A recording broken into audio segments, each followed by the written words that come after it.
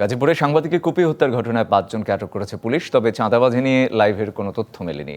আর CCTV ফুটেজের নারীকে পাওয়া গেলেই হত্যার রহস্য উদ্ঘাটন হবে। এদিকে গাজীপুরে জানাজা শেষে তুহিনের মরদেহ নেওয়া হয়েছে নিজ বাড়ি ময়মনসিংহে। তুহিনের গ্রামের বাড়ি ময়মনসিংহের ফুলবাড়িয়াতে আছেন সহকর্মী ইমরান হাসান রাব্বি। তিনি সরাসরি যুক্ত হচ্ছেন আমাদের সাথে।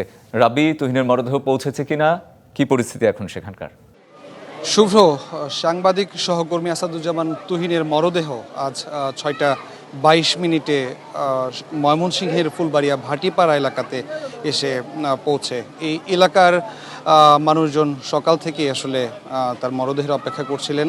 আমি রয়েছি এখন এই মুহূর্তে ফুলবাড়িয়া ভাটিপাড়া সরকারি প্রাথমিক বিদ্যালয় মাঠে। এই স্কুলের থেকে আসাদুজ্জামান তুহিনের প্রাথমিকের পড়াশোনা শুরু হয় এবং এখানেই আসলে তার নামাজ মাগরিবের নামাজের পরে অনুষ্ঠিত হবে। তার সহকর্মীরা বেশ কয়েকজন এসেছিলেন, তাদের সাথে আমরা কথা বলেছি। তারা বলেছে যে যেই বিদ্যালয় থেকে মূলত তার জীবনের যাত্রা শুরু হয়েছিল, সেই জীবনের যাত্রার শেষ যাত্রাটিও আসলে আজকের এই প্রাথমিক বিদ্যালয় ভাটিপাড়া সরকারি প্রাথমিক বিদ্যালয় মাঠে।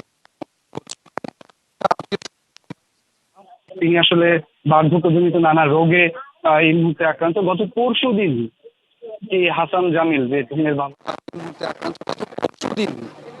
এই হাসান জামিল যে তুহিনের বাবাকে 1000 টাকা পাঠিয়েছিল তুহিন। আজ শুক্রবার। রাব্বি, আপনি থাকুন সেখানে, নিশ্চয়ই শুনবো আপনার কাছ থেকে পরবর্তীতে সংবাদগুলোতে। ধন্যবাদ আপনাকে আমাদের সাথে যুক্ত হওয়ার জন্য।